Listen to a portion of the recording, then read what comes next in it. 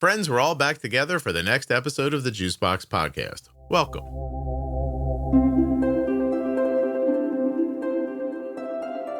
I've got a returning guest for you today. This is Carrie. She came on once to talk about diabetes. Today, she's here for life coaching. And as you know, I have plenty of thoughts. I'm going to share them with Carrie, and we're going to see what we can figure out on today's Juicebox Podcast. Nothing you hear on the Juicebox Podcast should be considered advice, medical or otherwise. Always consult a physician before making any changes to your healthcare plan. If you're new to type 1 diabetes, begin with the Bold Beginnings series from the podcast. Don't take my word for it. Listen to what reviewers have said. Bold Beginnings is the best first step. I learned more in those episodes than anywhere else. This is when everything finally clicked. People say it takes the stress out of the early days and replaces it with clarity. They tell me this should come with the diagnosis packet that I got at the hospital. And after they listen, they recommend it to everyone who's struggling. It's straightforward, practical, and easy to listen to. Bold Beginnings gives you the basics in a way that actually makes sense. And guys, don't forget to check out juiceboxpodcast.com/juicecruise to come with me in June on the Celebrity Beyond cruise ship. You're going to love it. It is fantastic. We've got a really great group of type 1s coming. You could add yourself to that right now. Have a great vacation, meet some cool people, get away. Today's episode of the Juicebox Podcast is sponsored by the Eversense 365, the 1-year wear CGM. That's one insertion a year. That's it. And here's a little bonus for you. How about there's no limit on how many friends and family you can share your data with the Eversense Now app. No limits. Eversense. Today's episode is also sponsored by US Med. usmed.com/juicebox. You can get your diabetes supplies from the same place that we do. And I'm talking about Dexcom, Libre, Omnipod, Tandem, and so much more. usmed.com/juicebox or call 888-721-1514. Today's episode is sponsored by the Tandem Mobi system with Control-IQ Plus technology. If you are looking for the only system with auto bolus, multiple wear options, and full control from your personal iPhone, you're looking for Tandem's newest pump and algorithm.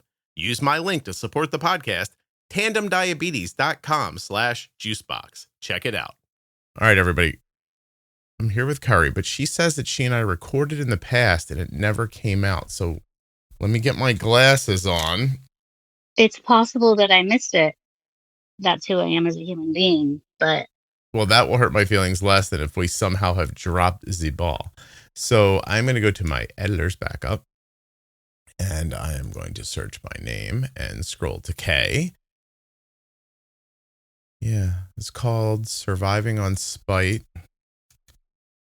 And it was... What? Wait. Hold on a second, everybody. This is my brain working in real time without editing. You're like, uh-oh, he's pretty dumb. This is taking forever. I just have to go into a bunch of different systems. That's all. Well, Carrie, I'll be goddamn. Yeah. Hold on a second. Now, wait a minute. So my brain then, of course, went, well, either I missed it, which is who I am. Like no, wait, said, I have it. I have it. Excuse me. March 27th, 2025, episode 1475. Oh, okay. Surviving on Spite. Carrie, 43, has lived with type 1 diabetes since childhood and opens up about how her brother's early death shaped her life. Okay. Yeah, so I did. Someone owes me an apology. I'll take it right now. I'm very sorry. No, you don't sound sorry. All right. But today, I'm super excited. Forget that. Everyone go listen to that. I guess if you like Carrie today, then you go listen to that. Right. Well, and to be fair, maybe this will help my needing to apologize to you. You said 6 months, and that would have been like 4. So I was probably looking in like May.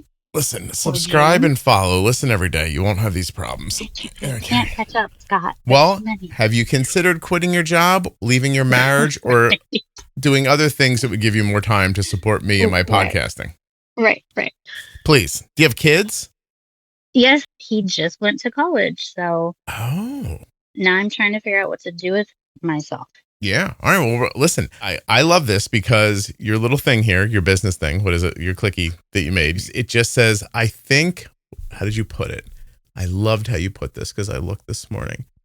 I think I was down for your life coaching. I am in. Let's go. Yeah.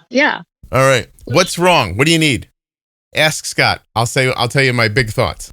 I don't know. Maybe I'm just down for chatting. Okay. But maybe part of the, you have kids that are in college. What do I do now with myself? Okay. And my husband and I look at each other like, okay, so can we go to bed at 6 p.m.? How old? Wait, are you 43 still? I'm 44 now and he just turned 50. But is it okay to eat once a day at 3 p.m.? Oh, I see what you're saying. Oh, yeah, I got a lot of thoughts on this stuff. Okay, good. You're in the right place. Okay, let's get a tiny bit of background, first of all, so people understand what's amiss here. How many kids you got in total? Just one. The one kid. Okay. Yeah. And you've been married before or no?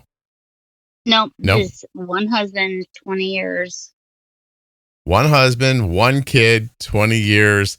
Kids off at college. Now, is the kid going to college close to the house? He is, which is what people are like, well, at least he's close. Sure. But he doesn't permanently live under our house anymore. Right. Ever. Like, this is the start of he doesn't live with us anymore. Yeah. So he's like 30 minutes away, but I literally am sending him texts like once a week, like proof of life. So happy that he's adapting well, but I'm like, we still exist. Are you alive? Do you know if he's adapting well or if he's just unconscious, maybe? No, he's doing great. Is he a good kid? Is he one of those kids who you're like, that kid's going to get a degree, make some money, and then I can get old, and maybe if something happens, I can borrow a couple bucks from him? Or is he? Yes. Yeah. He's a great kid. He was solely focused on soccer for most of his life, and then decided kind of last minute that he was done and he wasn't going to play in college anymore. And so we're all kind of readjusting and figuring out what that looks like for him. But he's doing great. Oh, you got that whole thing going too. Okay. Yeah. So, all right, let's start at the beginning. Okay. I know this is going to sound crazy, but also just remember, if you're listening to this and you're like, this is supposed to be about diabetes, Carrie has diabetes, so it's fine. I'm diabetic. Yeah. It's all good. How old were you when you were diagnosed? I was 6. 6. And now you just said you're 44. Happy birthday. I'm 44. Okay. How old were you when you met that man who you let be your husband? Okay. So we talked about it in the first time we recorded that I missed. My husband was best friends with my brother who passed away. Right. So I met him, I don't know, probably when I was 12 or 13.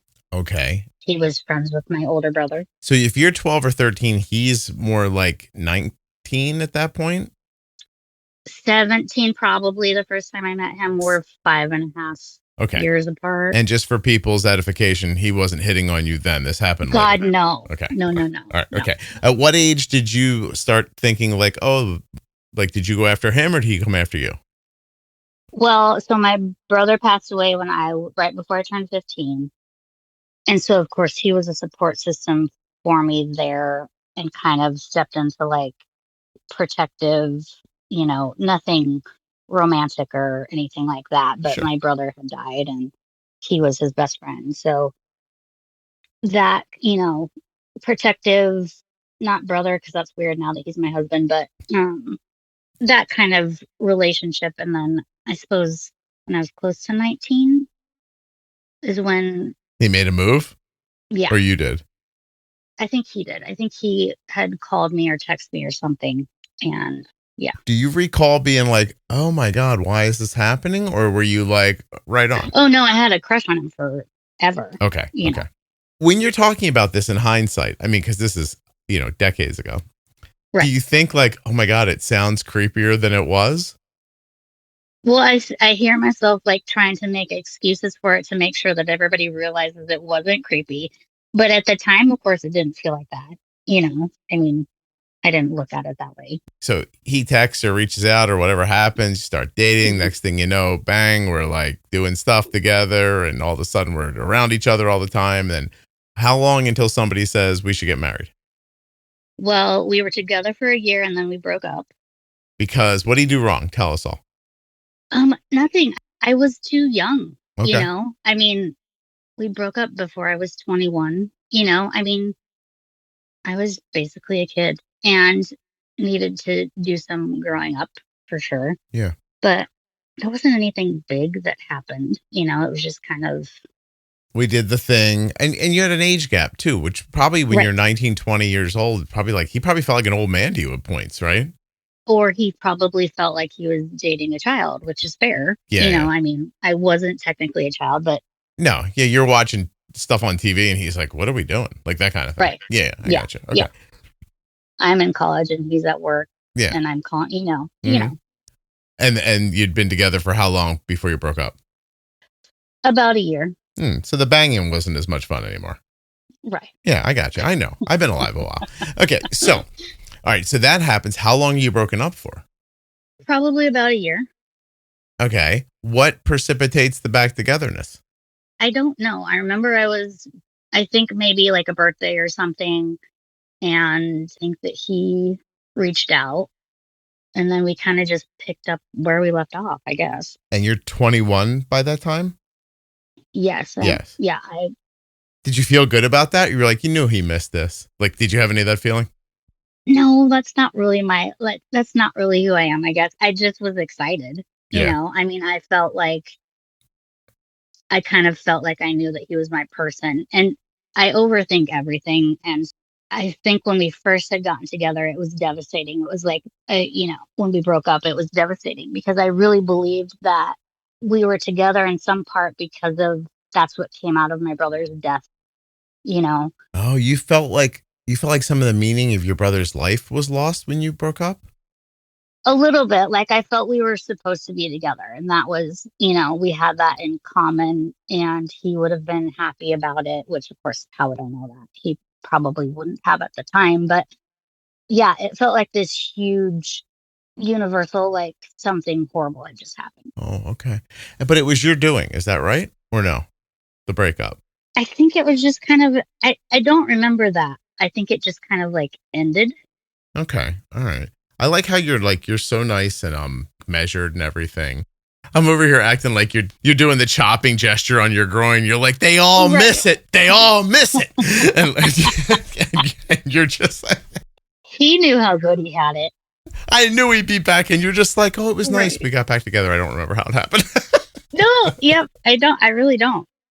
Again, I'm just an overthinker, but I'm also too like philosophical about things. So yeah. Did you date in the gap of time you were broken up? Oh, sure. I dated one of his best friends. As you do, you know. What? Wait, listen, did you not have a car? What was going on exactly? No, I 100% had a car. Yeah. I didn't know if you just walked outside and you were like, well, these are the 4 blocks where I have to pick a boy from. Here we go. I guess this one. No. And to be fair, we're still friends with him and they're some of our best friends. They're all just a good group of people who are funny and, you know, so yeah. So his friend was also older than you. Yeah. I think the closest in age of people that I ever dated was like a year or two older than me. I always dated older people. Older people. Do you have any idea why?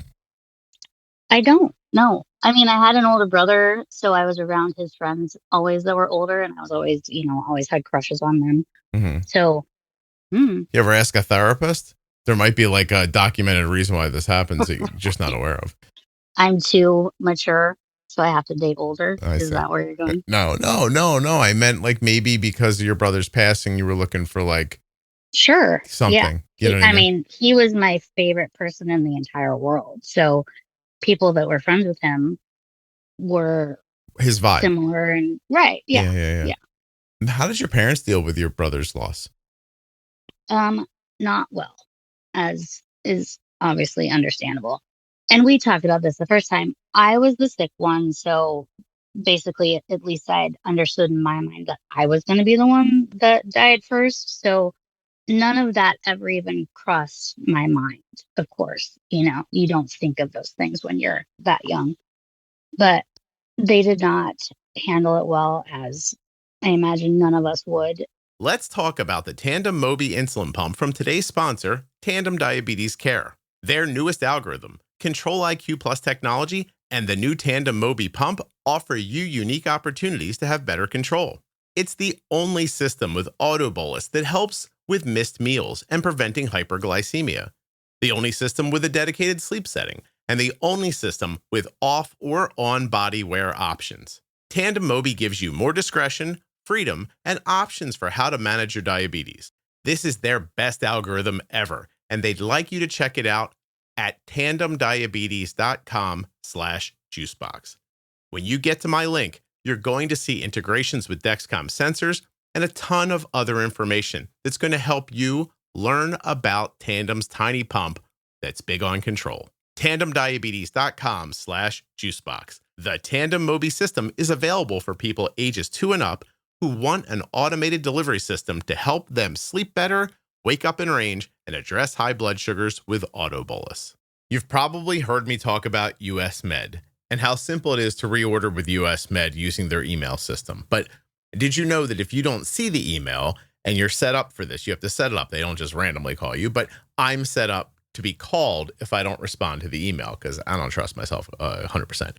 So one time I didn't respond to the email and the phone rings at the house. It's like, ring, you know how it works. And I picked it up. I was like, hello. And it was just a recording. It was like, US Med. Doesn't actually sound like that, but you know what I'm saying.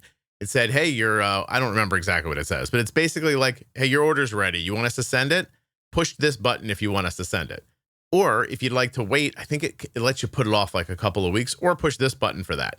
That's pretty much it. I pushed the button to send it. And a few days later, box right at my door.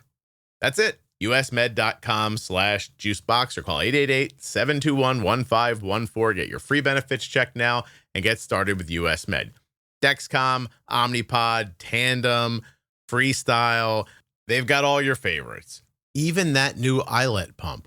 Check them out now at usmed.com/juicebox or by calling 888-721-1514. There are links in the show notes of your podcast player and links at juiceboxpodcast.com to US Med and to all of the sponsors.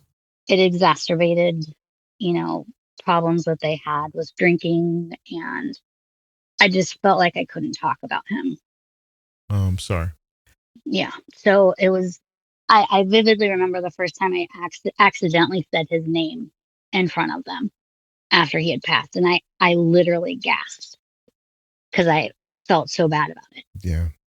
They did not handle that well. All right. Well, Carrie, now that you've bummed us all out and we now have you're welcome. Gotta go. Have a good day. We have your backstory all together. We're going to jump forward right now. So you guys are married. Everything happens. You say, you know what? Why don't we make one of these babies? Did you do that on purpose or by mistake? Yes. And I don't know if I talked about this first time. I am just an innately stubborn person and do not like to be told what I can and cannot do or achieve or try or whatever. I had always wanted kids, but also I was told at like 8 or 9 that I couldn't have them because of my diabetes. So we wanted to try and didn't really think about the repercussions of how serious it was. And so I got pregnant very easily. And we did not have maternity insurance. And my son was in the NICU and I was high risk and in the hospital for a very long time. And now whenever we drive by there, we joke that that's our wing of the hospital because we paid for so much. How long did you have to pay on that to get it paid off?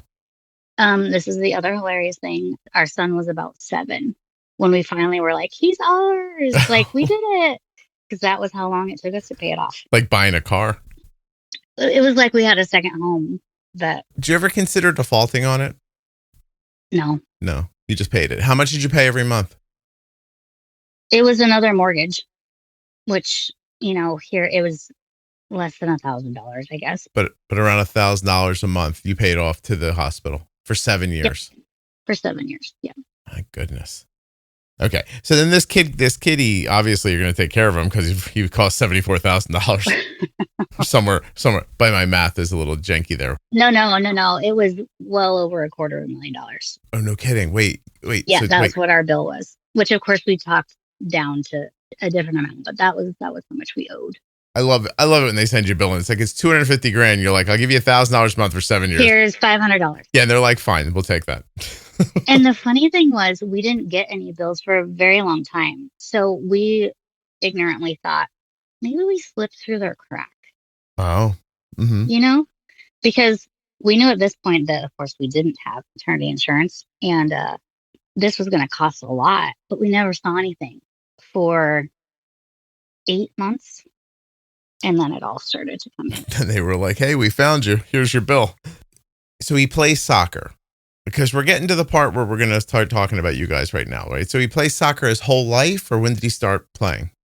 He started playing when he was 4. Husband coached him. Mm-hmm. And then he started playing club when he was 9, maybe. He played in high school for the team? He did until his senior year. He was kind of just broken spiritually, and his confidence was broken, and all these things just happened, and he couldn't do it anymore. Because of, was he not playing as much as he thought he should, or was it? It just, yeah, his experience with one of his coaches was brutal and heartbreaking. And he was talking to colleges about playing, and people wanted him, and he just couldn't get over the fact that he felt like he wasn't good enough because of one person. So, oh my gosh. Yeah. Don't tell me the college he's at now. Okay. I don't want anybody to know where he is, but like, give me some ideas of like the level of college that he was talking to about playing soccer. Like, was it like a local D3? Was it community college? Was it a D? He didn't want to play at a big, D1, which he wouldn't have played. He, probably D3. Okay. Yeah. Can I tell you a fun story? Yeah. I was in a grocery store one day. I hope she doesn't hear this, but I mean, she probably won't. And one of the kids that Cole played with like most of his life, as a young person, bumped into me, a couple of years into college and said, how's Cole? And I was like, good. And she's like, is he playing baseball? I said, yeah, he plays at school. And she's like, oh, okay, great. And I said, how about your son? And she said, well, no, he doesn't play in college. He decided he didn't want to play D1 baseball. Oh. And I went, oh, okay. And then I tell you, when I walked away, what I thought was, he decided? I think, right. I was like, okay. Yeah. I saw him play. I think baseball decided he wasn't playing D1 baseball, but whatever. Like, and I don't care. By the way, I don't care. No, what was interesting, the way that we verbalize those things. Yeah. Like, she didn't want to say, listen, he tried and nobody cared. No. Yeah. No, my son would not have played D1, and that's fine. Yeah. That doesn't have to be the goal. So, the margins are so small at that point. Right. My son didn't play D1 baseball, but he had plenty of people following him around. One day, one guy was like, I just wish he was a little taller. Right. There's one little thing that he can't change. We love everything about him. We just wish he was a little taller. And I was like, what now? Yeah. Actually, the one person told us, like, we're going to make you an offer, but don't take it. Oh. And I was like, what? And he goes, my coach, talking about the head coach of the team, it's a big school. It would have been great. He said, my coach is, I think back on it now, and I wonder if Cole shouldn't have just done it, but he's not going to let you play. Right. And every game, he's going to bring you in the 7th inning and put you in as a defensive replacement. And you are going to beat your ass for 4 years catching baseballs for him. And he maybe give you 5 at-bats. Yeah. You're going to sacrifice your body and all these things. And yeah. And Cole goes, why? And he goes, he doesn't put guys your height out there. My son's 6 feet tall. Yeah. He's like, you're too short for him. He won't use you. Right. And I was like, okay, is this what we're fighting through? Like, but my point is that your son was playing soccer. Mm-hmm. It was a lot of your life, I imagine, right? Like you and your husband sitting on a piece of aluminum, watching him run around, or some folding ass chair you got at Dick's Sporting Goods on sale and it broke 1,000 times. Yeah, I know what you're doing.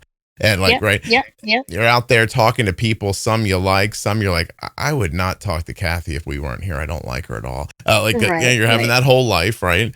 And it's a lot of, and wouldn't change it for the world, and we have some great relationships because of it. And it was great for him for the majority of his life, until it wasn't. I want you to talk about that for a second. Like, I don't need his like details, but like what happened? Somebody just told him one day, yo, you're not playing anymore. You suck. And that's it. This episode of the Juicebox Podcast is sponsored by Eversense 365. And just as the name says, it lasts for a full year. Imagine for a second a CGM with just one sensor placement and one warm-up period every year. Imagine a sensor that has exceptional accuracy over that year and is actually the most accurate CGM in the low range that you can get. What if I told you that this sensor had no risk of falling off or being knocked off? That may seem too good to be true, but I'm not even done telling you about it yet.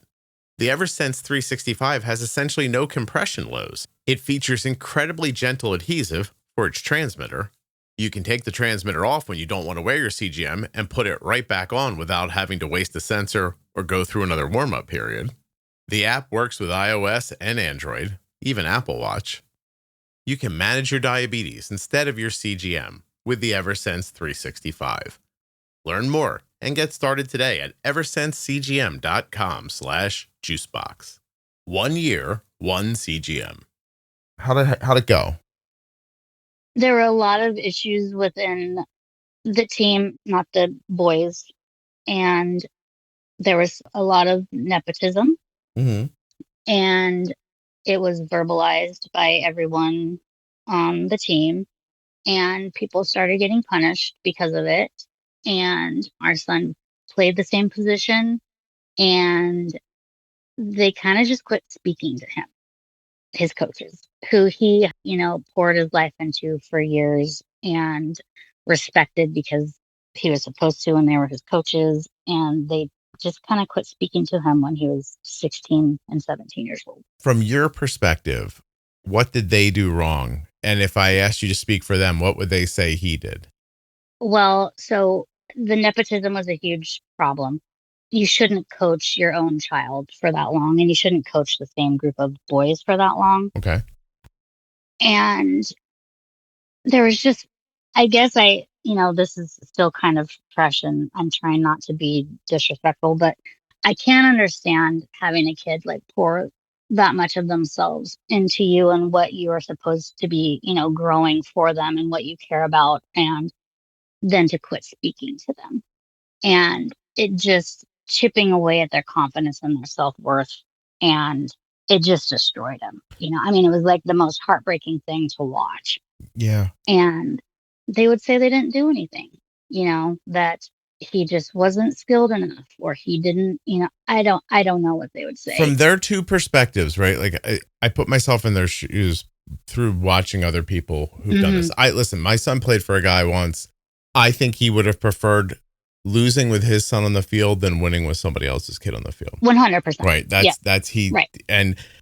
And I'm hearing too, people have an expectation. The team is so important and it's so good. And if you're not good enough, you're holding my kid back. So like taking that coach in your mind right now, is that kid's son off playing D1 soccer somewhere? Nope. No. Okay.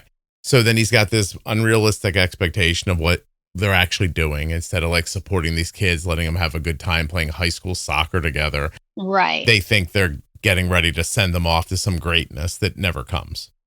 One time they were at a showcase out of state, and the boys were having fun, which was happening less and less to see from the sidelines that they were having fun. They were having fun, and they were playing this team that was a level higher than them, and they lost by 1 goal. Again, showcase, doesn't really matter. Lost by 1 goal for some just silly thing that happened, And so the boys, instead of beating themselves up about it, were kind of just chatting and laughing a little bit. And one of the coaches told them that they hadn't earned the right to speak. Oh, soccer. Right. And so I'm like, okay, so the boys, and one of them verbalized it to, the parents was like, so we're not supposed to have fun. And they're 15 and 16 at this point. Yeah. Like that's what they learned in that situation. I was like, yeah, I see where you would think that. Yep. Right. Well, listen, we had an experience last Christmas that was interesting. So we went out to cut down a Christmas tree. There's a place near here that grows Christmas trees. You go buy one, you lay on the ground like an idiot with a bow saw, you chop it down. You wonder why you just paid extra money to do more work. And you're sticky and... Yeah, I mean, it's one of those things that as you're doing it, you're like, this is stupid, but okay. Yeah. We're all together for like this. I hadn't been all together to do it in years, right? Because Cole was off at college at points. Arden was off at college. But the 4 of us are going to go to this farm and do this thing. We're having a really nice time. We're walking up and, walking through the farm. And no kidding, coming right at us is Cole's high school baseball coach and his wife and his kids. Uh-huh. This man was horrible to Cole. Right. I mean, I'll give you 2 stories that I think are one more interesting than the next. There was a game one time, no one was hitting. It gets into about the 4th or 5th inning, Cole doubles. Guys coaching third base gives Cole the sign, get over here, like steal third, right? Yeah. So Cole jumps off. He's getting ready. Doesn't like the way it looks. Lets the pitch happen. Goes back on second. Resets. Steals third on the next pitch. Yep. As he's sliding into third, and he's safe, this guy is screaming at him at the top of his lungs. I told you to steal on the last pitch. Yeah. And Cole's like, I couldn't. Like, I just couldn't. Right. And so now Cole has like I don't know. He's a thoughtful kid. Like, you know what I mean? Like, he's a real weird mix between a math mind and a jock. It's a strange, you don't. That is my child as well. Yeah. And so he's like, look, he's like, I would have got caught if I jumped the first time. And he's trying to explain it to the guy. Guy is screaming at him. Cole scores the only run of the game. He's the only double of the game. He's the only stolen base of the game. He's the only run of the game. And he does not play the next day for not listening. Yep.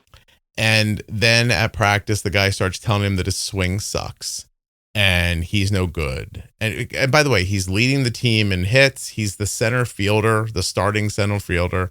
Yeah. He's the only odds-on kid on the team that looks like he has a half a shot at playing in college. Yeah.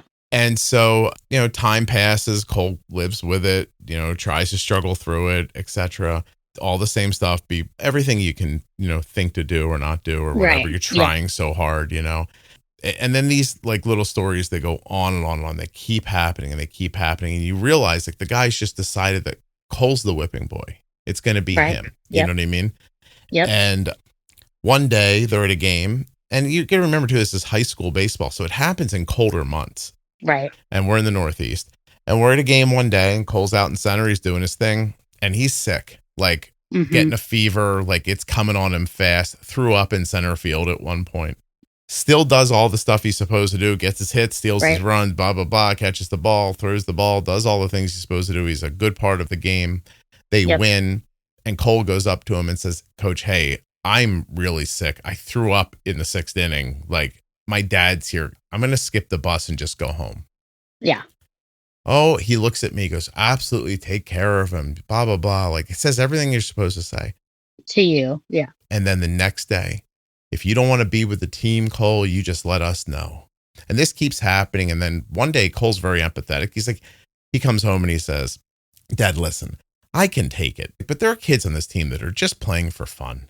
Right. They're not very good. And he's yelling at them. He's like, he expects things of them they can't do. Right. And he's horrible to them. Yeah. And so one day he went up to the guy and he was like, yo, man, cut these kids a break. He's like pointing around the field very quietly, not calling the kids out. Going like, you want him to do this? He can't. You want him to do that? He can't. Look at him. He can't do it. He's like, he's doing his best. He tries to stick up for the kids. It gets worse and worse. One day a game ends. I watched it happen. We were at an away game at a high school baseball game. The game ended. I watched Cole walk across the field over to the coach before he could walk off. He said something to him. The guy exploded in his face. I was like, whoa, I went to the fence. I'm like, what is happening? He's screaming at Cole. I said, Cole, walk away, walk away. Cole walks away. I said, get your stuff. Guy comes over to the fence, starts screaming at me. Then he screams at my wife. Oh. He tells us what a terrible kid we have. And he's so blah. He's so disrespectful. And he's like all this stuff and blah, blah, blah. And it turned out, you know what Cole did right then and there? The game ended and he walked over to the guy and he said, hey, I just wanted you to know I'm quitting the team. I'm never going to play baseball for you again. Oh. And he's like, I can't watch you do this to these kids anymore. And he just left. Yeah. And in the middle of that protest, sticking up for all those kids, cutting himself short, making it so that he could not finish his junior year of baseball in high school or play his senior year. And he had a real chance to play in college. And he still did this for himself. And you'd say, oh, it sounds like he quit. He didn't. Trust me. This kid was making a protest. You know what all the boys on that team did? Do you think they got behind him and stuck up for him? Nope. No, they shunned him. One of them tried to steal his girlfriend. They all treated him like shit for the next year and a half. Anyway, we're off getting the Christmas tree. And here comes that guy and his kids and his wife. Man. And we're 100 feet from each other. And we're 80 feet and 50. And nobody's turning. And we're walking right at each other. And then you know what I realized as we walked by? He didn't remember Cole at all. Right. He walked right past all of us. He was not pretending not to see us. He didn't know us. Yep. And I was like, there's a guy who had such power over our lives for so long, right? He ruined my son's experience. He ruined a lot of other kids' experiences. Yeah. And 5 years removed from it, he doesn't even know who we are. Yep. I was like, that's fascinating. Well, There's something to be learned from him walking past us and not knowing who we were. it's sad on his part. I mean, I literally will, I don't want to say fantasize, but like I think about if and when I run into him, his former coach, how that's going to go, because it truly, it destroyed our kid. I mean, it broke him in every way possible. I don't know how that will go. Your son's not going to have the experience he thinks he's going to have. So I'll say this. If he misses soccer enough, he could play club soccer at college and have a good time. Okay. And maybe he's going to learn he doesn't miss it that much. And like you said something earlier, you said something about like, I don't know, like, you wouldn't change. You said I wouldn't change anything about this.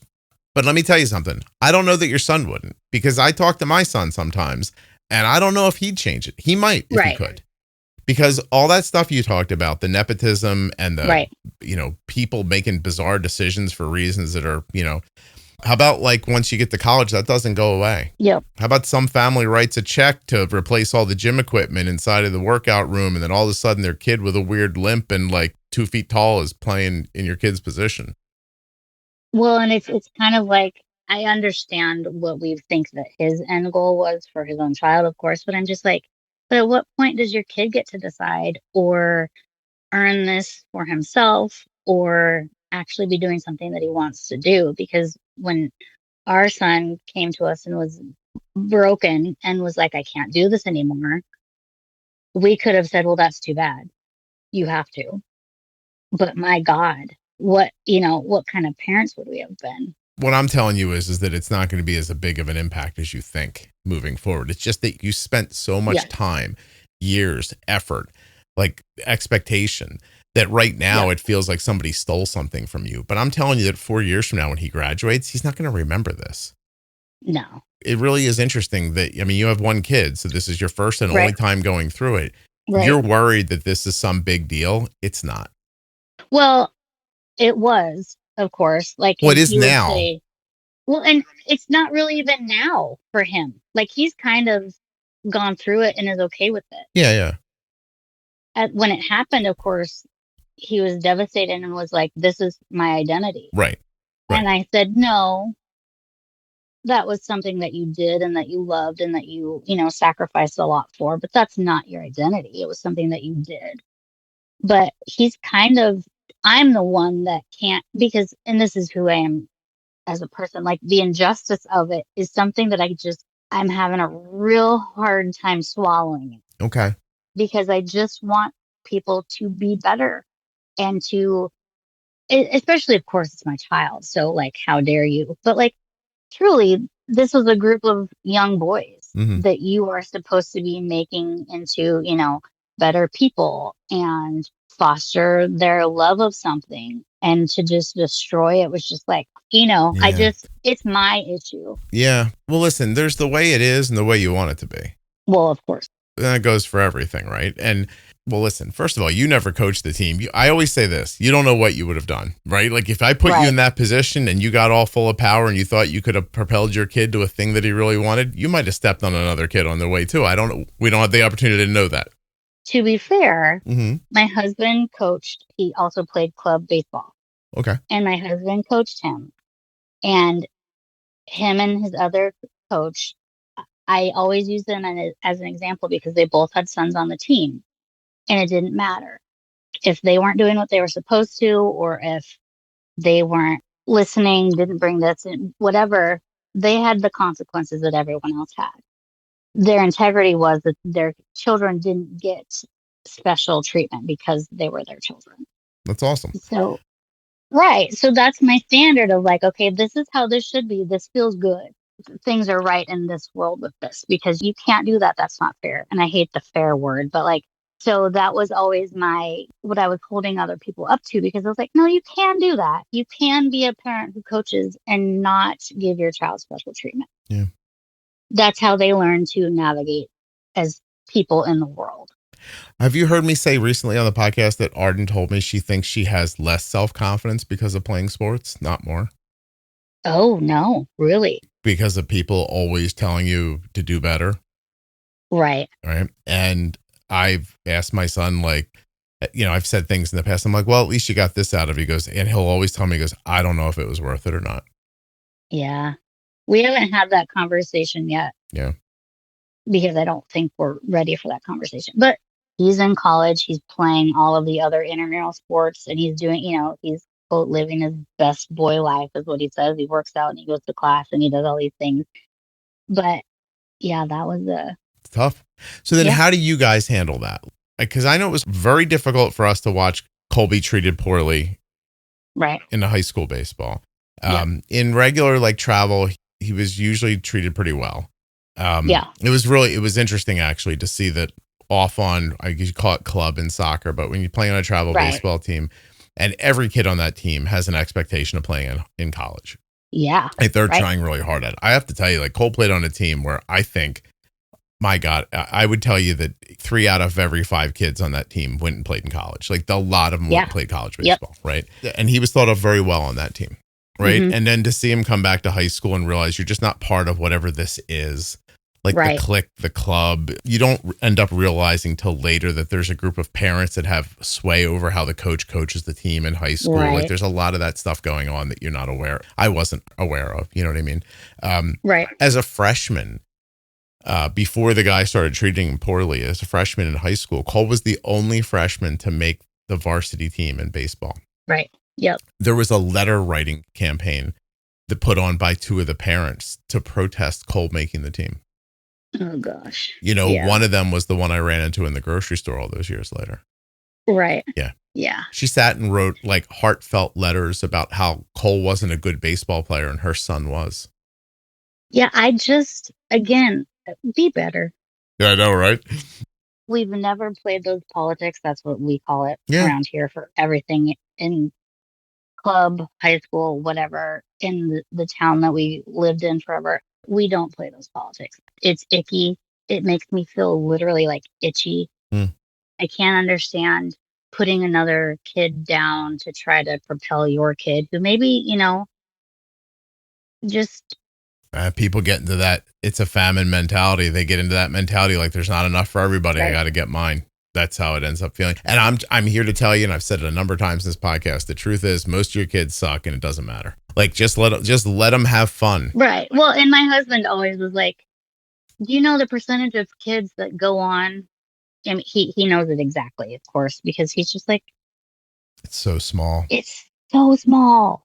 And this team that my son played for years, all of them were going to go on and play in college. And quite frankly, most of them could have, they were great. They were unbelievable group of boys that were so skilled and played so well together that most of them could have. And most of them aren't. You also lose perspective when they're your kids. Like you need another person from the outside that you trust to look and really assess things because it's hard to assess your own kids. And most of them just decided they don't want to anymore. Like they all kind of got beat down. And there are some that play, in college right now. But most of them have all of a sudden decided that they don't want to. Yeah. It's not that much fun, by the way, to play in college. There's a lot to it. Right. Hey, listen, let me tell you a great, I've said it on here before. If you heard it again, I'm sorry. The year that Cole began to play Little League T-ball, right? 4 million American boys started playing T-ball that year, like in that class across the entire country, right? Yeah. 18 years later, of those 4 million boys that started to play T-ball, 9,000 of them went off and played college baseball. Right. And that's across 4 levels, JUCO, right. D1, D2, D3, right? Yep. There are currently 30 Major League Baseball teams. They have about 40 men on a roster. Like I think in total between minor leagues and major leagues, there's maybe less than 5,000 professional baseball players. Right. Okay.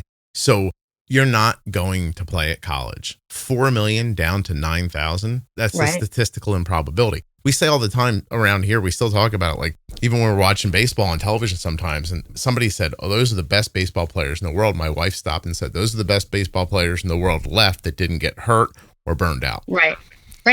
They're probably not the best baseball players in the world, right? There's plenty of guys whose elbows exploded that are way better than these guys. These are just the guys that are left. They're just making it. Yeah. It's like last guy at the bar thing. Like, I guess it's what's left, you know? Now, are they bad players? They're not.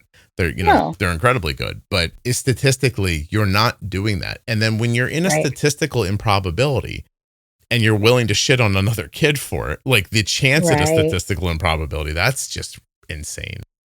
Right. Nevertheless, your kid, this all happened. This is good background. And now he's off to college. Is he a freshman? Yes. How long has he been away at college? Mid-August. Oh, so, okay. 3 months. 3 months. Yeah. All right. Then he's sleeping there, right? 100%. Okay. Yeah. What was the feeling like driving home? Well, I'm a very emotional person.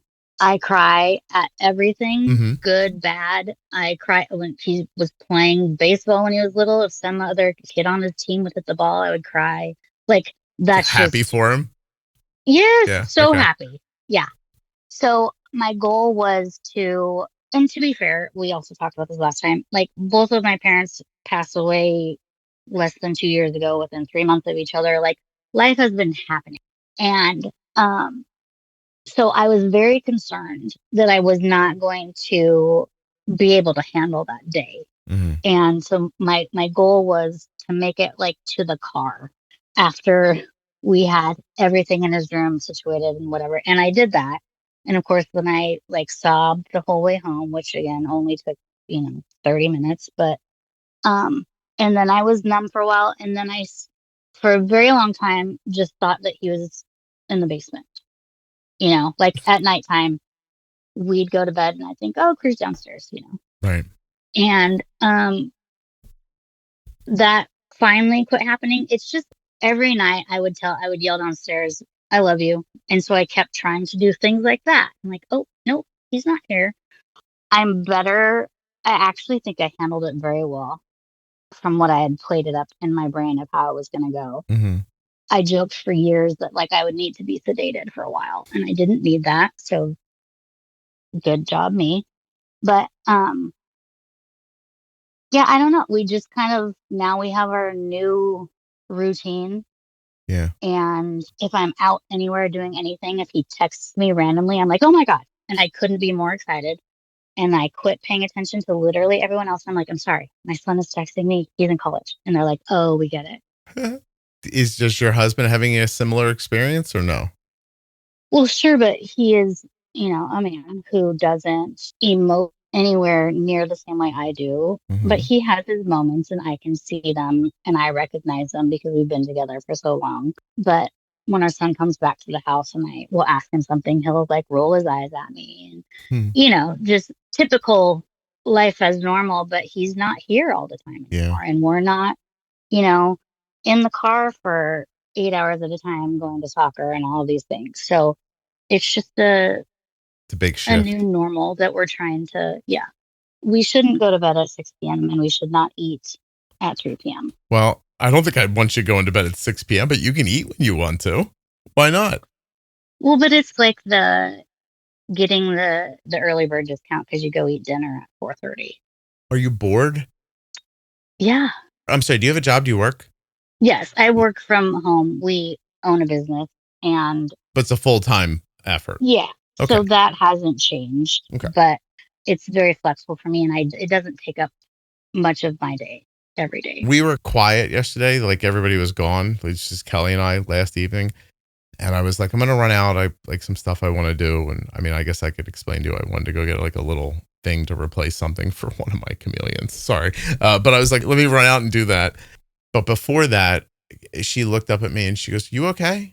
And I was like, yeah, I'm fine. Why? She goes, there's something wrong. Like you're super quiet. And I was like, yeah, I'm just bored. Yeah. Yeah. And she's like she's still working. Yeah. And there's work I could do, but I was like, I'm done. Like I think I've done as much as I can do today. And we're in the middle right now of this is beginning of Diabetes Awareness Month. Mm-hmm. I don't talk about this much, but I think that Diabetes Awareness Month is the worst month to put stuff out about diabetes, because all it is, it's like, it's a bunch of companies who are just, I don't know, it just feels like a bunch of smiling, marketing people who are like, do you live with type 1 diabetes? Did you know that 18% of 19 things that are 43%? Like, I'm just like, oh my God, there's so much of it. It just seems like overkill. It's always like banal crap that nobody cares about, that's not going to reach anybody. Like, you know what I mean? Like, we're not educating the way that it needs to be. And you're making a post. It's the epitome of preaching to the choir, and you piss the choir off because you're posting about it every day. And it's just. Right. Well, and then it's the eye roll, and this is annoying, and oh my God, is November over yet? Right, exactly. You're making Diabetes Awareness Month the least amount I think about diabetes. Oh, there's just some lovely but misguided 40-year-old lady working at some company trying to mimic a TikTok dance to like bring awareness. And I'm like, oh God, like everybody just stop. It seems to be the biggest waste of effort that I've ever seen in my life. And then for the rest of the year, they don't do anything. I'm like, why don't you spread this out a little bit? And so anyway, I step back from it a little bit. Like where everybody else is running forward, I'm like, no thanks. I'll wait. Plus, I mean, in the last week, I've put out more stuff that spreads diabetes awareness than most people do in a year. So I got my thing covered. So anyway, I'm like, so it's like 6:00 and it's dark now because the damn clock. Right. Yes. It's 6:00. It's pitch black outside. My son's off playing basketball. Like, he got done working like an hour ago and left and played basketball. It's a bunch of guys. Arden's at class. And my wife's working still, because my wife will, if you're wondering, like, my wife will die in a chair in front of a computer, like, for sure. Like, she's just way too type A and neurotic and everything not to do that. I've tried. Guys, listen, I tried. It's who she is. Leave her alone. So she's working. We have to accept it. She looks up at me. She's like, what's wrong? And I'm like, I'm bored. And she's like, what's wrong? And I was like, I don't know. Just, I don't have enough to do. And I want to do something. But I don't want to do these specific things that need to be done. I don't know. I don't even mind doing that stuff. I just, like, we've got our life is set. It works. Yeah. And so you're down to like little things like, oh, we should really replace that stand that the plant's on because it's broken. Like, all right. And then somebody does that. Or like, it's just, we're at that point now. No, truly. That's who we are now. Yeah. The things that we inventize, like, perfect example is like, oh, I need to replace that little plant in the corner. Yeah. I don't need to there's nothing to do. Announce that or make a day of it, but that's what's going to happen. If you're struggling, or I know this might sound irritating, but like, my business runs well. My wife's business runs well. Like, we're good at our jobs. Like, like, our kids are in college or out of college. Like, the house is what it is. Like, there's nothing to do. There's no kid to take to soccer. There's no thing to get involved in. You're not involved in any struggles. It's not like, even the thing with the coach and the thing, at least it was something to think about. Right. You know what I mean? Yeah. Like, so I hear you. So the first part is horrifying. Like, leaving your kid at college. I don't know how honest I've ever, or how many opportunities I've had to talk about this on here, but we dropped Cole off at college. I know exactly what you're saying. Like, just get to the car. Like, you just want to get to the car. You don't want to like cry in front of them too much or anything. You see, it's okay if they're upset or whatnot. We got in the car. As we're getting in the car, he and his new roommate, freshman, they're walking through the quad, like going to get food together, and then see us at the car. So they come over to say goodbye one more time. So you're still holding yourself together. Like, okay, goodbye. I'll see you. Like, he walks away, and I like barely could get in the car before I fell apart. Like, really. And my wife's over there doing her like Irish Catholic thing. Like, you know what I mean? And she's like, it's fine. And I'm like, yeah, it doesn't look fine. And doesn't feel fine. And I cried for a second. Arden tells the story better than anybody, because at some point, like, it's a 3-hour ride home. Arden's in the back seat. Like, an hour into it, she goes, I still live with you. And we didn't I'm still here. We didn't respond to her at all. Yeah. This isn't about you right now. We're devastated. I drove 3 hours and water just ran out of my eyes the whole time. But I never cried. I just was like clenched down, and it just, my shirt was soaked. Like, I'm not even kidding. Your body took over. Yeah. Oh my God. And it just ran out of my eyes. And meanwhile, like, I'm like, he's right here. I have a car. Like, I mean, I could. Right. Kelly goes, she starts talking to me, and I put my hand up, and I was like, I can't talk. Like if I start No, we can't do this right now. talk about this, I'm gonna fall apart. I'm trying to drive, Yep. Couldn't look at her the next day. Like I looked at Kelly and I'd get upset. And it was crazy. Like we got home, I don't know even what to tell you. I stood in his bedroom by myself for a while. Just stood there. Yeah. It was ridiculous. Yep. I talked to some friends about it and I was like, and it's such a cliche, but it's 100% true. Like your job is to get them ready, but you don't do that for yourself, and I truly just felt devastated. And I was trying to like talk to him about it after the fact without making him feel bad, and I kept saying, no, this is good. This is all stuff that we want to happen. But at the same time, like, I'm devastated. You are literally my heart. And I want you to do all this. And you're supposed to experience all these things. But I'm also supposed to be devastated and surprised. I am. Mm-hmm. It's just a different kind of sadness. And it is grief that nobody really talks a lot about. Everybody jokes, like hugs, hang in there, blah, blah, blah. And of course, it's a great problem to have because there are people that have, of course, lost children and can't have all of these things. Sure. It's a great problem to have, but it doesn't make it less sad. Yeah. What a weird job that you spend your entire life trying to get a person ready to leave you. And it's the only thing you don't want to happen. Right. Right. Like, you're working towards making the one thing you don't want to happen. That's the goal. Yeah. It's crazy. And he's just like, I'm 25 minutes away. And I'm like, I know. Well, that's not the end of it either. It's also an indication that the more active part of your life is done with. Yeah. It really does shine a light on the fact that you're in the last third of your life. Right. Which is not a thing you think about until you realize if I wanted to have another baby again right now, I couldn't. Right. Like I'm 54. Yeah. I don't think I could birth it. Like even if Kelly's womb wasn't barren now because she's old and like and stuff like even if we could make a baby right now, I don't know that I could live long enough to get it to college. Right. I'm not sure of that. Right. So that you're like, okay, well, this is it. And the thing I described to you earlier is real. Like either I'm got my life set and it's working like clockwork, or I have a harder job and I'm just out there like slinging whatever I'm doing every day, beating my ass to death to get to the end of it. Like, right. Now you're just doing it to pay a bill for somebody. Right. Or leave them a couple of dollars if you can, or stay alive or whatever you're trying to do. It's very, very, very upsetting. So I say to you, I think you should do whatever makes sense to you. If you want to eat dinner at 3:00, then eat dinner at 3:00. Who cares? Right. You know what I mean? And the time change really just sucks. Yeah. I mean, I know it's an hour, but like you were saying earlier, truly, literally last night, it was 6:30. And I was like, it has to be 10:30. Like it is the worst feeling. Black outside. Yeah. I take other people's opinions by the like. I know that there are like some people are like, well, you can get up earlier and it's light out, and I'm glad for you. But for those of us that want to sleep till 7:30 or 8:00, it's now dark at 5, and it sucks. Right. Well, I mean, my health is always, of course, in the background. Mm-hmm. There's always something going on with that, and so I finally, after both my parents passed, I'm like, I am going to do the things that I want to do. I don't care what people think about that.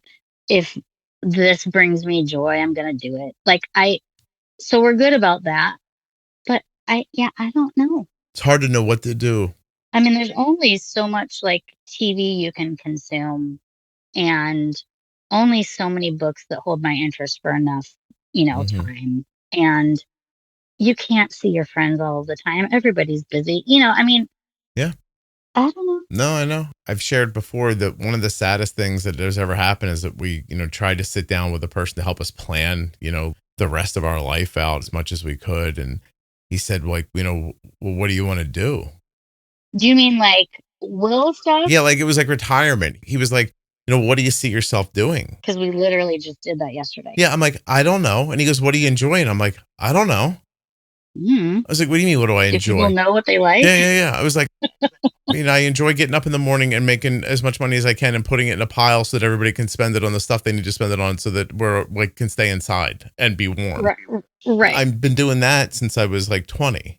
Right. And honestly, I've been doing that longer. I started raising my brothers when I was 13. Yeah. I was like, all I'm good at is taking care of people. The guy said to me, he's like, well, how do you fill in your time? Like, I have a podcast. I try to help people with that. And he goes, Yeah. what about for you? And I'm like, I don't know, man. Like, what, you want me to pivot? Well, but isn't that for you a little bit? I mean, I know what Oh, it's for me a lot. Listen, yeah. Carrie, it might be more for me than it is for you. Right. Whatever, take advantage of it. You know what I mean? But Yep. I need to be helping people. Right. That's all I've been doing my whole life. Yep. My dad leaves when I'm 13. I'm helping my brothers and my mom. You know, I was on the phone last night with one of my brothers, helping him about a thing for his daughter. You know, like helping my kids. It's the worst part about the diabetes separation between Arden and I is that like she's getting it. Right. And I'm like, oh, she doesn't even need me. Yep. Like, and I'm happy about that. But at the same time, like, there's another thing I don't do. Well, she doesn't need you as much in that way. Well, listen, there's still stuff. By the way, she's dropping the ball on some things, as I would imagine she was going to. She's 21. She will forever. Yeah. Just so you know. No, please. But I said to her last night, I was like, hey, you're going to take me to breakfast Saturday morning. And she goes, why? And I was like, you're going to take me to breakfast on Saturday morning. And she goes, yeah. Oh, you're going to tell me stuff I'm not doing. And I was like, we're going to go over a few things. Yeah. I was like, we're going to go sit and talk somewhere where you have to be mature because we're in public, and we're going to go over some stuff. Yeah. But, you know, even that, like, I've been thinking about that for 2 weeks. Sure. I think that there's so many ways to start that conversation wrong. Right. And only one chance to start it correctly. Right. And I've been going over and over again, like how to start talking about it. And by the way, this is about like, hey, don't ride us like a pump site to like the very end, or, you know, please, if, you know, your site gets bad and your blood sugar starts going up and you change your pump, like take 2 more seconds and see how much insulin you really should be using. Don't just go with what the pump says, like stuff like this, like little stuff. Right. Yeah. And anyway, and so I think I've come down to is like, I think we're at the part now where I'm going to sit down with her and I'm going to say, Arden, you and I have been put in an incredibly unfair position. Like we really just have. You and I are intrinsically locked together through your health. And no one wants that. Like, I don't want that. You don't want that. This is not what either of us would have chosen if we were given the opportunity. Like, why are you so close with your dad? He wouldn't be like, oh, it's because the beta cells in my pancreas don't work right. Like, you know, like, so, but here we are. And I think that's where we're going to start, you know, and we're doing a good job of separating, but there's times when you're overestimating your abilities and there are times when you're underestimating mine. There are times when I am still too enthusiastic in places where you don't need me to be. And I can see how that's got to be difficult. And we have to stop right now. Like we got to pause right now and talk about all this stuff before it ends up going unspoken and ruins our relationship. And resented. Yeah. So that's what we're doing on Saturday. That'll and be fun. To be fair, I think that that's true. Like of everything. My child is not type 1, but there are times when I find myself going, honey, I swear to God, I'm not trying to nag you. I swear I'm just trying to help XYZ. And he's like, I know. And like, I know that you know that, and you'll understand it. Of course, the number of times I've said, you'll understand when you're older, or if you have kids, or blah, blah, blah. I'm really not trying to nag you, but I can see where this is going, and I'm just trying to help you a little bit. Yeah. No, good luck. Like he's either going to take it the right way or he'll rub up against it and it'll become problematic for him. Or what has happened several times very recently is someone else will say the exact same thing to him and he will accept. Yeah, but that's okay. Apparently, you know what? That, of course, I think that's chemical actually. I'm so happy you brought this up because I heard someone say this last night. I might be a dork and just not realize it because I'm actually happy you brought that up. Oh, no. I was listening to an interview last night with this guy I think is really smart about like parenting. And he said, hey, everyone, this is Scott. I'm jumping in for a second, kind of strategically, because I figured this is pretty far into a conversation that doesn't have a lot to do with diabetes. So you must be a fan if you're listening. I started a private group for you guys a year ago, and I'm trying to decide right now if I'm going to keep it going because it's pretty expensive for me to run. It's a private circle group for people with type 1 diabetes. There's a link in the show notes. And if after this episode comes up, I see people jump up, then I'll hang in for a little longer. But if not, I'm going to have to start considering shutting it down. And I don't want to do that. So jump in if you're interested in community. During adolescence, the brain goes through a massive reorganization. The prefrontal cortex, which is responsible for judgment, impulse control, and long-term planning, is still developing, while the limbic system, which is emotion and reward center, especially the emotion and reward center, especially the amygdala and nucleus accumbens, is highly active. This means emotional and social information gets amplified while reasoning and regulation lag behind. Dopamine, oxytocin shift social priorities. Dopamine reward sensitivity peaks in adolescence. Teens' brains start to release more dopamine in response to peer approval rather than parental approval. Mhm. This makes exploring and rebelling and bonding with friends feel especially rewarding. Yeah. Oxytocin, the bonding hormone, doesn't disappear, but it starts reinforcing peer bonds more than parent-child bonds. In younger children, oxytocin releases its strongest with caregivers and teens. It begins shifting towards same-age social groups. These changes help push the young person towards independence, but also makes them more likely to feel that parents don't get it or are untrustworthy, emotionally speaking. Cortisol and threat perception during adolescence, stress reactivity, which is a cortisol response, is heightened. This means that even mild criticism or parental control can feel more intense or threatening. So when parents set limits or question choices, the teen's amygdala can interpret it as an attack rather than guidance. So there you go. Like a criticism. Yeah. And this is not a dysfunction. It's an evolutionary adaptation. Yeah. Yeah. So I've experienced it several times lately. Yeah. Well, okay. I mean, I've been saying that for years, but if so-and-so said it and you're hearing it, then good? Question mark. Well, yeah, I mean, as long as they're getting it from somewhere. But then you don't know where the somewhere is, and you don't know the context that they're getting it, and it gets scary for you, right? So, I mean, listen, there's an argument to be made that maybe at a certain age, you should just be off on your own, and whatever's going to happen to you is going to happen to you. Right. I mean, I'll tell you what I've fallen to is that in the end, like, I'm going to keep a good relationship with my kids as long as I can. Right. Right. But there is also a moment where you come to the realization through your own experiences. Like, my father's birthday passed the other day, but my dad's been dead a long time. Mm-hmm. But my dad was born on November 1st. Okay. Which is uniquely funny because it was All Saints Day, but he cheated on my mom for 20 years. So it sticks in your head that your dad's birthday is on All Saints Day, even though not really much of a saint, right? Right. And every year it rolls around, and on November 1st, I think it's my dad's birthday today. And this year, I didn't think it. Oh. And it was like the 5th of November. And I said to my wife, I said, hey, your dad's birthday is tomorrow. And she goes, I know your dad's was just the other day. And I said, oh, actually, I didn't remember for the first time. Did you feel guilty? No, but it made me realize that somebody's going to forget me one day. Sure. So I didn't feel guilty. And that's even worse, by the way. I don't know. Well, it is, because then I think somebody's not going to just not forget me, but I'm going to feel like I've mean so little to them in distance of time that they're just like, oh, my dad's birthday was yesterday. I forgot. Oh, well. Yeah. But I imagine that your relationship with your father was complicated. It was. And very different than the one that you have with your children. Yeah. Oh, I agree. And I also think that if he could magically pop back for 5 minutes, he'd be happy that I wasn't devastated on his birthday. Right. So you not feeling guilty, I think, is actually kind of a good thing for you. Oh, for sure. And how you processed it. A bad thing for me when I'm thinking about the day when my kids are like, oh, remember that guy that used to be here? What was his name? Isn't that guy who was, our dad? He just kept bringing shit up about me bolusing, and the other one said this. I was like, I don't remember really. Woo! I mean, I don't want to.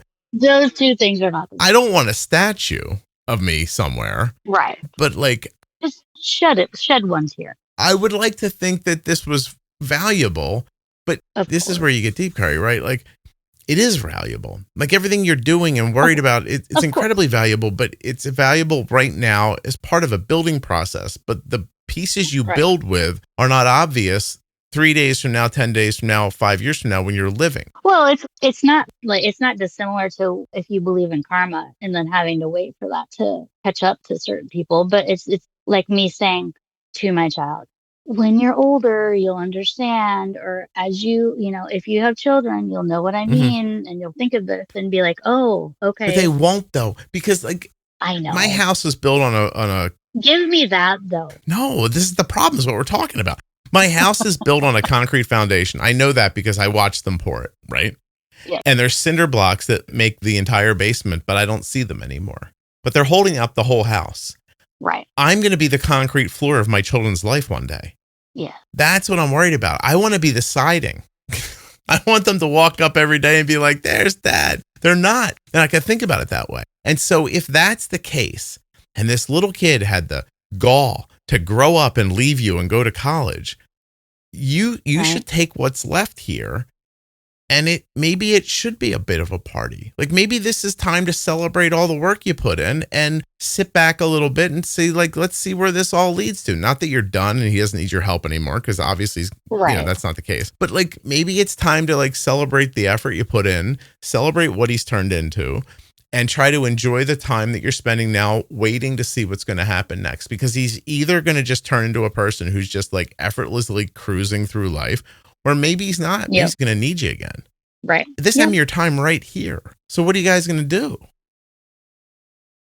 I don't. You're supposed to have an epiphany, Carrie. Where was your epiphany? Did I need like a solid answer right then? What one thing do you think you could add to your day that would be valuable and interesting for you? Let's think of it together. I'm going to think about it for me. You can think about it for you. What could you add to your life or give more attention to that would make you happy and would make your days feel a little more fulfilled? Like what do you think you would enjoy? This just feels like such a bummer. I can't think of anything. Not a realistic actual put into action every day. How about a short-term project that you'd love to see get done? Oh boy. I would like to get my office out of this room. Well, there you go. Right. I would like to move it somewhere else. And I have an idea of what I would like to do in that somewhere else. And so the problem there becomes time, and that I'm older too, like, because I have to clean out an area to put stuff there. And like, actually just looking at the lifting and the carrying that would go on, I'm like, oh gosh, like I might have to hire somebody or get my kids' friends to come or something like that. Like it's not as easy as when I was younger. I just grab the damn thing, strap it to myself, and walk downstairs with it. Yeah. Yeah. So there's that. I would like that. I would like to clear out a small place in my basement and turn it into a studio to make the podcast in. There you go. And free this up. That's a good short-term goal. As for my happiness, like what to do, I'm with you. Yeah. I don't know what that means. Well, I mean, it's so simple to say things like, because they're true, but they're just like abstract. I'd like to travel more. Yeah. You know? When? To where? Who's paying for that? Right. Yeah. Right. How are we going to do that? But traveling, I find to be such a letdown. Oh. Because wherever I go, I'm like, yeah, okay, well, this is this then. Okay. Oh. Like it's neat while you're doing it, but like you don't leave and go, oh my God, my life is so much better because I saw the thing. Oh, I do. Do you? Okay, there you go. Traveling, I feel very enriched after traveling. I usually then, of course, have overdone it and need like 2 weeks to recover. But where would you like to travel to? Literally everywhere. I mean, truly. But then, of course, I'm like, I don't want to fly for 14 hours. Because I lost weight. My butt hurts now. Oh. That's a thing that happens to me. I sit on a plane. I'm like, oh my God, I shouldn't have lost weight. I have forever been an uncomfy person. What about a weekend trip? Like, what could you drive to Friday after? Today's Thursday. Mm-hmm. What could you and what's his name throw into the car tomorrow? Drive within a 3-hour radius of your house. Spend the Friday night and Saturday night, relax a little bit, see something new, be home early Sunday afternoon. Is there something like that near you that you would enjoy? Go rent a cabin somewhere or something like that?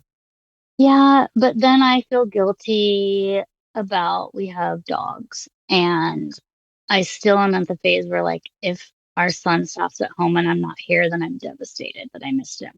Or he needs to do laundry, so I should be here so I can say hi and pretty much ignore me, but I can at least be in his presence.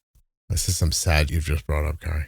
I know. You're like a sad girl at a diner hoping some boy looks at her for a half a second. When you're a boy mom, it is literally like being ghosted by someone that you like have a crush on, but it's your child. Mm-hmm. This is a very accurate description. Yeah. I had a friend, his son played baseball with Cole on that travel team, and he had older kids, and the kids were getting ready to go to college, and he goes, pal, this is how he talked. He's like, pal, Wait till you see what happens to your wife. She's gonna lose her goddamn mind. And I was like, wait. He goes, my wife, she lost her goddamn mind when my older one left. I don't even talk to her anymore. I don't even know. Like, he's just like, he does like, I don't know how to like commiserate with her. Right. Yeah, because she's like, what if we went and saw him for lunch? And he's like, she's 6 hours from here. You want to drive there and have lunch with him? Like, sure. And she's like, yeah. And he's like, well, I'm working. You know, and he's like, she's so sad that he's gone. And she's so worried about him. And I talked to him. The kid's having a great time. Yes. And to be fair, I don't walk around like sad. I'm handling it much better than I thought I would. But there are those times where I'm like, well, he might come home Sunday. So if I'm not there, then I'll feel devastated. What do you know from dating? Like, right? Absence makes the heart grow fonder. What if he came home this weekend? I don't know where you are. Like, what part of the country are you in? The Midwest. The Midwest. Okay. Is there literally somewhere you could go to just pack up a bag, take a couple items? Oh, sure. Yeah. So say you do that, right? And you and your husband, you have a nice little time. You go out, maybe take a laptop with you, like cozy together, watch a movie or something, like, you know, sit by a fire, something like that. Maybe even by mistake, you'll remember you like him. Who knows what could happen, right? Or bring a bottle of wine or whatever you're going to do. And then the kid comes by to do the laundry and he comes in, the house is quiet. That makes me so sad. No, then the next time he might talk to you when he comes back. Like every girl I dated, this is what they did. Yep. You don't want to do that to him? The thought of that makes me so sad. Oh, it was because then the next weekend you'd be there and he'd be like, hey, Mom, and he'd give you a hug. Yeah. Gary. You could have sex, wine, a movie, and a hug from your son all in an 8-day period if you just went away this weekend. If I just ignored him. Yes. Well, that's how you make boys like you more. Right. Am I wrong about that? Is that wrong, by the way? I mean, that's what's done to me. I don't know. I never could pull that off. You didn't? You couldn't do that one? No. I still have you chopping at your hips. That's right. Not you. That's not you. No. Yeah. Well, I mean, what about the rest of it? What if you said to him, hey, Dad and I are going away for the weekend, but on Sunday on our way back, we're coming past school. We'd love to stop and have lunch with you. Yeah. Why don't you do that? That's affordable, right? It wouldn't cost you a bunch of money. You could do it. Yeah. Yeah. Yeah. I mean, I heard you earlier say I have my own business. There's not a lot for me to do. It infers you're making a couple of bucks. I hear what you're saying. Yeah. That's a good plan, by the way. It is. Would your husband be up for it? Yeah. I mean, we can't do it this weekend, literally. But yeah. How about next weekend? You know what I'm saying? Yeah. It doesn't have to be today. Yeah. But what about next weekend? Your husband would be up for it. I think so. All right. Could you not entice him? Like, you know what I mean? Right. Yeah. He's a great guy. So, yeah. He's a great guy. We really need that. Right. Yeah, let's go away for a weekend and like do a thing. And we'll stop on the way back. We'll take the kid to lunch. It'll be nice. Yeah. Yeah. I think you're going to do that. Now I need to do it. You should do it. Yeah. I could. There's like little places around here I could take what's her name to. Can she bring her computer? She wouldn't. She's interesting. Oh, good. My wife is locked in, and then when she unlocked, it's over. Yeah, she don't think twice. That's a great balance. She thinks about it. She just doesn't get involved in it. Okay. In fairness, I'm not over exaggerating. My wife was on a call at 6 a.m. this morning. Yeah. At 11, I watched her get up, pour a glass of water, go to the bathroom, come back, sit back down, get on another call. Yeah. And I texted her and I was like, hey, what's going on? She goes, I just got off a 5-hour call. I have a 2-hour call and then I'm going to get to work. Oh, that's not work? No, that's the preamble to the work. Then she'll work tonight till probably 11 o'clock and then she'll go to bed. Yeah. Yeah. So she does that a lot. She needs a weekend away too. I'm taking her somewhere. Oh, good. Well, I'm not paying for it. So, I mean, I'm paying a little for it. The Celebrity Cruise Lines invited me to come out and go on a cruise. Oh, fun. So that I could take some video and have an experience on the ship that the Juice Cruise is going out on in June so that I could share everybody on the podcast. So I'm getting kind of like it's not really free. I got to pay the taxes and I got to fly myself. Like I'm getting a cheaper. Even if it was free, it doesn't matter. You're making the time. Thank you. Kelly and I are going on a cruise like the week before Christmas. Oh, good. Yes. So that'll be good. But trust me, I can't bring it up to her right now because if I bring it up to her, she'll freak out. Because it's too soon or too far? Because she'll think of all the things that we haven't done yet and that she really shouldn't be taking a week off, even though she told me for a year she has to take time off. Yeah. It's looming. Yeah. Right. To quote my friend, pal, she lost her goddamn mind. He also is the guy who, in my mind, originated the term, the juice isn't worth the squeeze. Oh. That would start with, pal, the juice isn't worth the squeeze. And he always, to me, felt like he was a mobster. But I loved him. He was lovely. Well, he sounds like it. Yeah. He's awesome, though. Yeah. So I'll take her somewhere. I met an Uber driver the other day in Cleveland, Ohio, who told me that I need to go to southern Italy. Take your wife to southern Italy, he told me. Okay. So I'm very not geographically sound. Okay. Throw some places out that are in southern Italy. I think he was talking about the water. So I get in the car. They had me to speaking thing. And by the way, I appreciate you having me out if you guys are listening. But I was like, spoke until 5. My flight left at 6:55. Oh, no. There were people like in line to chat with me when I was done, while the person who invited me like had my phone in my hand ordering me an Uber. She's like, you got to go. And I'm like, okay. So wait, so southern Italy, what beach? I think it's the Mediterranean, right? Is it what do they call it there? Ton of stunning beaches, turquoise water, dramatic cliffs, the Mediterranean feel. All right, let me first tell you what he said, because this is a great place to put this. I get in the car and he wants to chat. And I'm like, all right, what am I going to do? You know what I mean? Like, so it's fine. He's an immigrant from the Middle East, but he's lived here his whole life. Went to Texas originally to work in the oil business. I think he was like a petrol engineer. One day, a friend of his is like, you should move to Cleveland. It's a good place to live. And he's like, so I did. And now I live here. And I'm like, no kidding. And I was like, you married? And he goes, yeah, now I'm interviewing him. I should have done a recorder. Yes. I said, you married? I am married. I said, you got kids? Yeah. How old are they? They're younger than I expected. He looked a little older, but his kids were younger. Okay.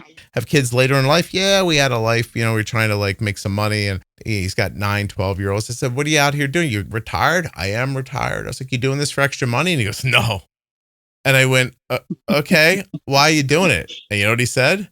Get out of the house. I got to get away from my wife. Yeah. Is your wife a problem? And he goes, no. It's just I can't be around her too much or things won't work out well. Okay. And then he was being very direct. Like, I think a little bit of his background allowed him to be more direct about this, if that makes sense. And he's like, she and I can't spend too much time together.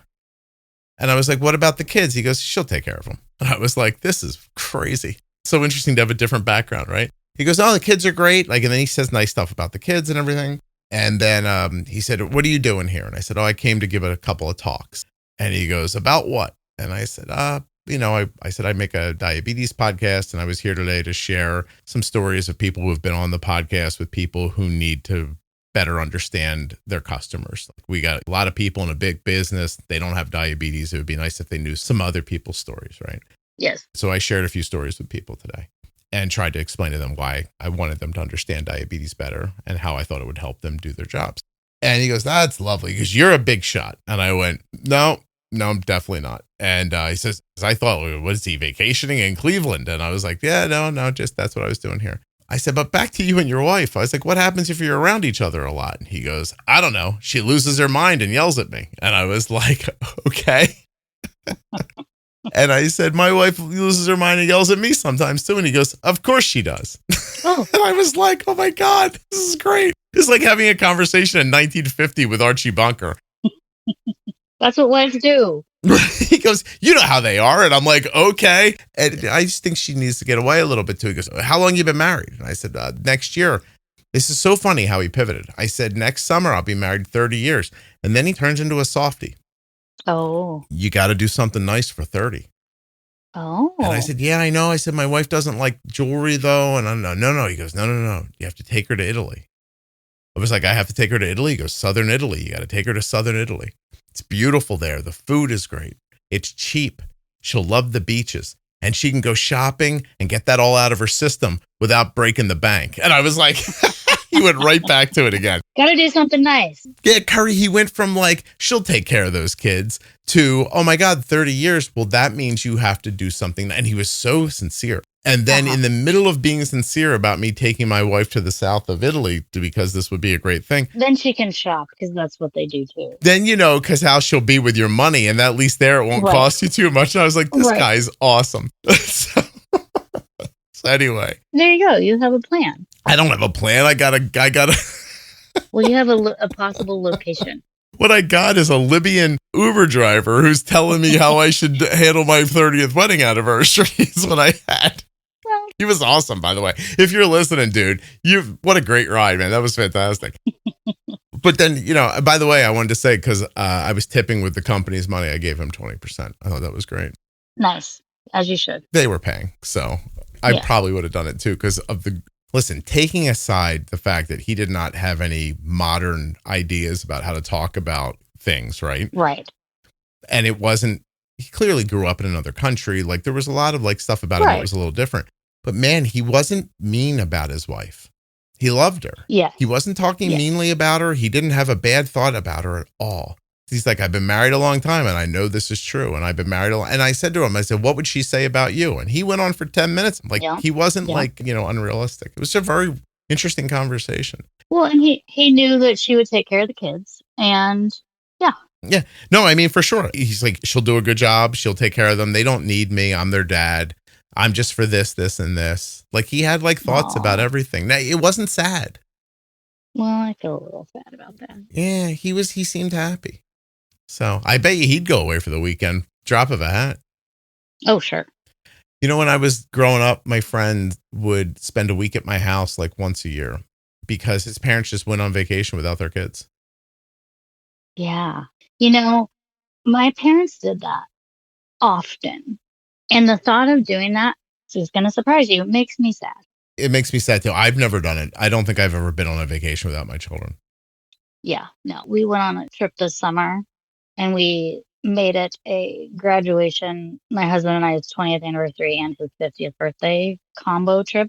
Mm-hmm. And I can't imagine to not take him with us. Yeah. No, I know. My son's starting to plan some travel by himself. I think it's making Kelly happy and sad at the same time. Yeah.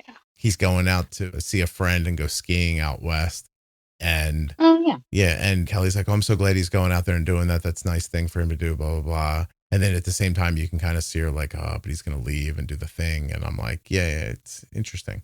Our son went on a road trip to see one of his very best friends, but he lives like almost 8 hours away now. Hmm. He'd never driven that far by himself before. And the amount of anxiety I had was just astronomical. But at the same time, it's like, so proud of you. You did it. You only got pulled over once. And yeah, Everything about parenting is a catch-22. I know. Everything about parenting gives with one hand, takes with the other one. Every time. And the funny thing about it is he drove there, got pulled over on his way back. We are all lead-footed drivers. Okay.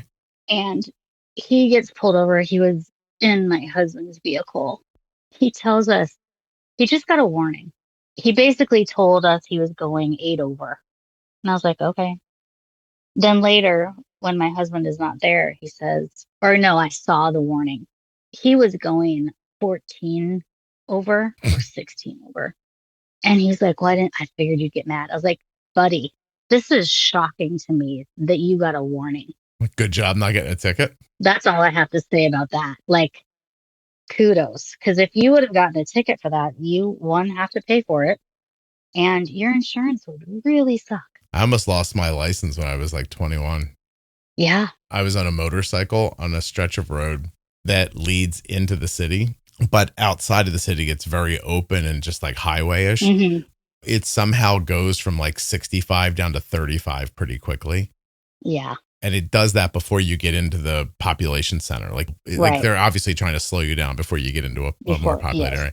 I'm on my motorcycle like 6 a.m. I've told this story before, racing to try to get Ozzy tickets at Tower Records because it's Saturday morning. The tickets go on sale at 8. I had to be at work at 6. I snuck out of work to go get the tickets.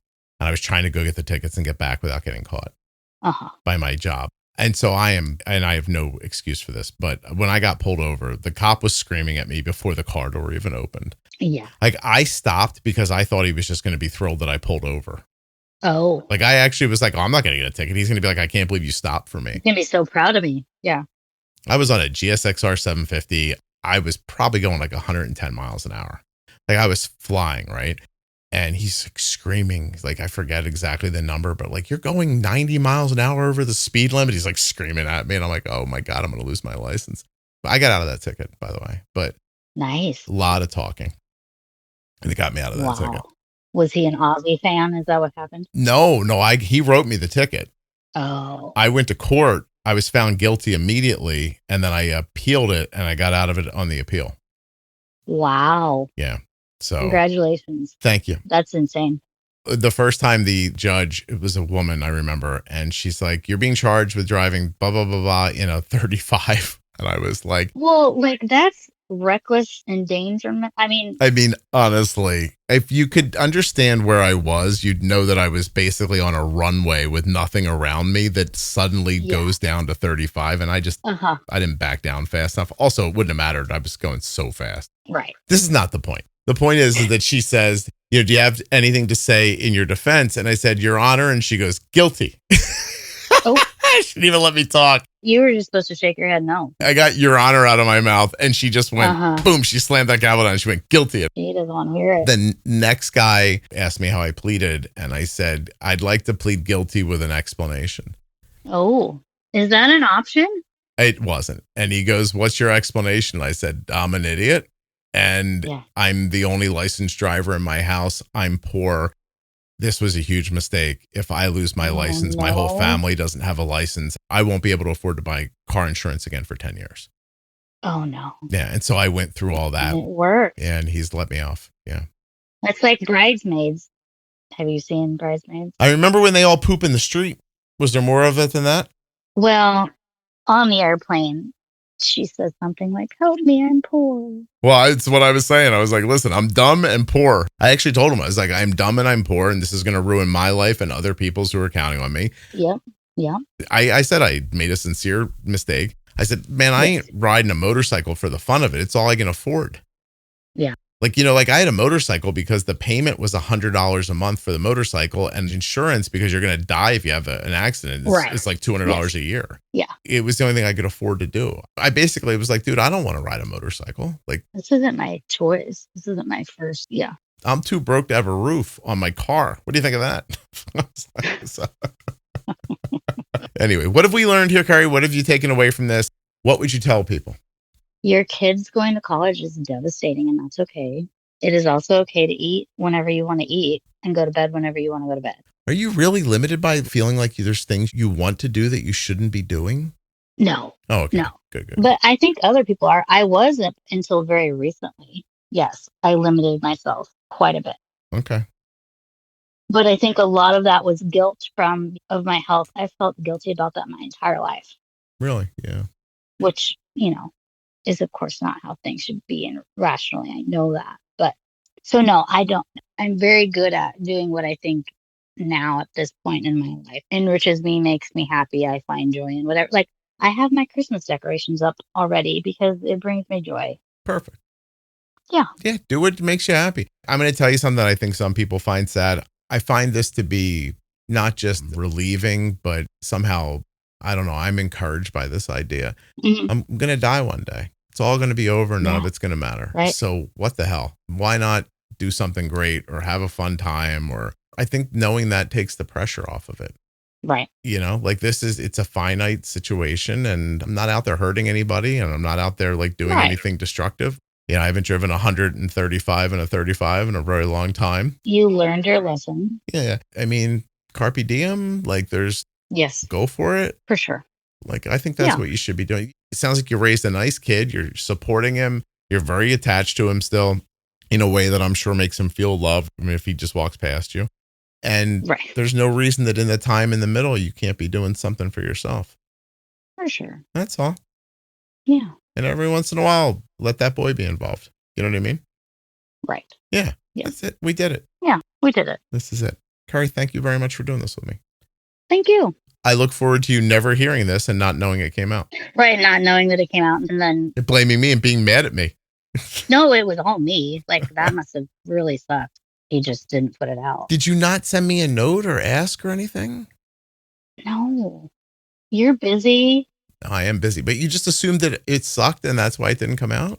or that it was the audio or something. I assumed there was a logical explanation that was either my fault or just the universe. Wow. No, you just missed it. I just missed it. Surviving on spite, it's called. Yes. All right. Thank you very much. Hold on 1 second for me.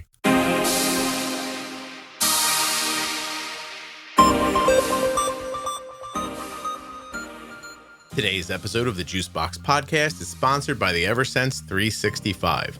You can experience the Eversense 365 CGM system for as low as $199 for a full year. Visit eversensecgm.com/juicebox for more details and eligibility. Today's episode of the Juicebox Podcast was sponsored by the new Tandem Mobi system and Control-IQ Plus technology. Learn more and get started today at tandemdiabetes.com/juicebox. Check it out. The conversation you just enjoyed was brought to you by US Med. usmed.com/juicebox or call 888-721-1514. Get started today and get your supplies from US Med. If this is your first time listening to the Juicebox Podcast and you'd like to hear more, download Apple Podcasts or Spotify, really any audio app at all. Look for the Juicebox Podcast and follow or subscribe. We put out new content every day that you'll enjoy. Want to learn more about your diabetes management?